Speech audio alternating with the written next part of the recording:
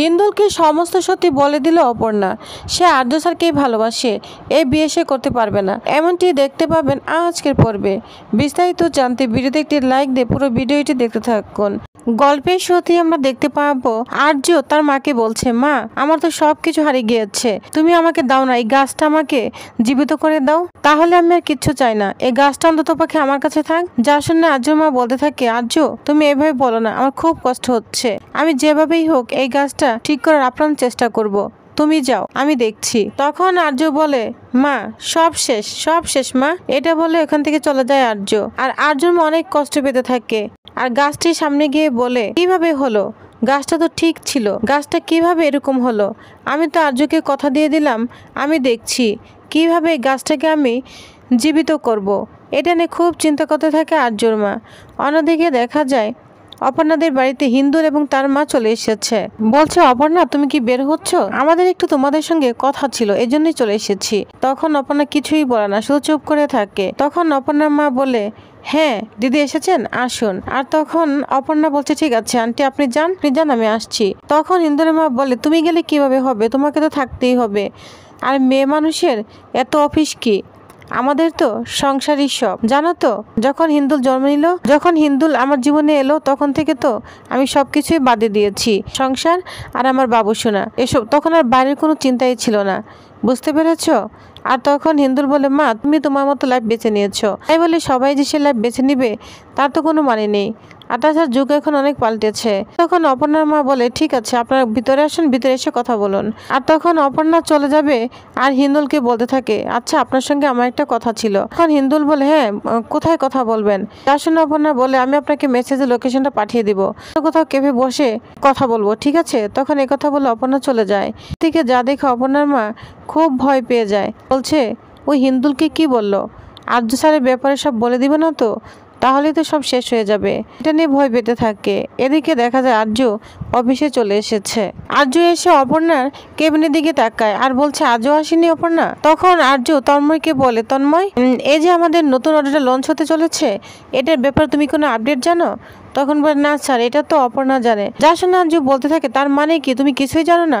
তখন বলে, না স্যার আমি জানি না, কারণ ও কবে আসবে তা তো কোনো ঠিক নেই, যে পরিস্থিতি ও কয়েকদিন নাই আসতে পারে।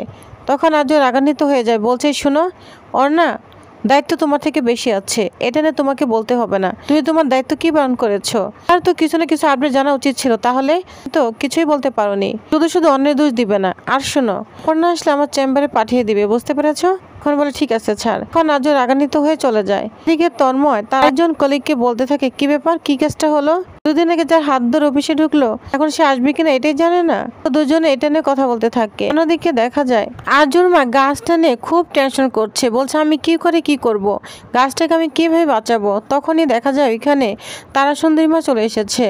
তারাসুন্দরী মাকে দেখে আর্যর মা অবাক হয়ে যায়, বলছে, তারাসুন্দরী মা। তখন বলে, হ্যাঁ। আর্যর মা বলতে থাকে, মা এই গাছটা কিভাবে এরকম হলো, ওকে আমি কিভাবে বাঁচাবো, তুমি আমাকে একটা পথ দেখাও না, তোমার জন্য তো আমি দিশার আলো দেখেছিলাম। তখন বলে, কোনো কিছুই শেষ হয় না, বুঝতে পেরেছিস, অন্ধকার থাকে কিন্তু আলো এক সময় ঠিকই চলে আসে, এই গাছ অবশ্যই বাঁচবে। এই কথা বলে তখন একটা ফুল ওই গাছের মধ্যে ওইখানে রেখে দেয়, বলছে এই গাছ বাঁচবে, ও আবারও ফুল ধরবে। তার শুনে আর্যর মা অনেক খুশি হয়ে যায়। তখন তারাসুন্দরী মা আরো বলতে থাকে, হ্যাঁ বাঁচবে, তবে লড়াই করতে হবে, অনেক লড়াই, বড় লড়াই করতে হবে। তখন বলে, মা ওরা কি পারবে। তখন তারাসুন্দরী মা বলে, শুন, ভালোবাসার থেকে আর বড় লড়াই কি হতে পারে, অবশ্যই পারবে। এটা বলে তারাসুন্দরী মা চলে যায়। তখন আর্যর মা অনেকটাই আশ্বস্ত হয়। অপর্ণা অফিসে চলে এসেছে আর তখন অপর্ণার দিকে সবাই তাকিয়ে থাকে। তন্ময় বলে, তোমার কি কাজটা আপডেট হয়ে গিয়েছে। তখন বলে, হ্যাঁ অনেকটাই হয়েছে, ইমার্জেন্সি না থাকলে এতদিন কাজটা জমা দিয়ে দিতাম। তখন বলে, কেন তন্ময়দা কিছু হয়েছে। আর তখন তন্ময় বলে, হ্যাঁ স্যার আমার কাছে জানতে চেয়েছিল কাজের আপডেট সম্পর্কে। যা শুনে অপর্ণা বলে, তোমার কাছে জানতে চেয়েছে স্যার। তখন বলে, হ্যাঁ, আর তোমাকে ডেকেছে, কাজ সম্পর্কে আপডেটটা জানিয়ে দিও। তখন যা শুনে অপর্ণা একটু অবাক হয়ে যায় আর মনে মনে বলে, স্যারকে আমি আজকেই বলবো, বাবা কি বলেছে এটা আমাকে অবশ্যই শুনতে হবে। এটা বলে অপর্ণা আর্য স্যারের রুমের দিকে যায়। অন্যদিকে দেখা যায় হিন্দুল এবং তার মায়ের সাথে অপর্ণার মা বাবা কথা বলছে। আর তখন অপর্ণার বাবা বলে, আপনারা কি বিয়ের ব্যাপারে কিছু ভাবছেন। তখন বলে, হ্যাঁ এটা বলতেই তো আসছি, আচ্ছা 3-4 দিনের মধ্যেই বিয়ের দিন আমরা ফাইনাল করতে চাই, আপনারা কি বলেন। তখন অপর্ণার মা একটু মন খারাপ করে বলছে, বিয়ের কথাটা হলো অপর্ণার পারমিশন না নিয়ে, কিন্তু এখন একেবারে ফাইনাল হবে অপর্ণার অনুমতি ছাড়া, এটা কিভাবে সম্ভব? এটা নিয়ে অপর্ণার মা ভাবতে থাকে। অন্যদিকে হিন্দুলের মা বলে, আচ্ছা প্রথমে রেজিস্ট্রি ম্যারেজটা হয়ে যাক, আর একটু সিঁদুর দান আর একটু মালা বদল, তাহলেই তো বিয়ে মোটামুটি সম্পন্ন হলো। অনুষ্ঠান পরে করলেও চলবে, তার মানে আমি চাচ্ছি আমার বাবুসোনার সাথে চলে যেতে পারবে। তখন অপর্ণার মা বলে, আচ্ছা ঠিক আছে, অপর্ণা আসুক, ওর সঙ্গে কথা বলে তারপর আমি আপনাদের পাকা কথা দিচ্ছি। তখন যা শুনে অপর্ণার বাবা বলে, ওর সঙ্গে আবার কী শুনবো? কোনো শোনার দরকার নেই, আমি যা বলবো এতে রাজি হয়ে যাবে। তখন অপর্ণার মা চুপ হয়ে যায়, আর কোনো কথাই বলে না। তখন হিন্দুলের মা অনেক খুশি হয়ে যায়। এদিকে অপর্ণা আর্য স্যারের রুমে চলে এসেছে। তখন বলে, স্যার আমাকে ডেকেছেন? যা শুনে আর্য বলে, হ্যাঁ ডেকেছি। আচ্ছা নতুন কাজটা কি লঞ্চ হয়েছে, এর ব্যাপারে আপডেটটা একটু দাও।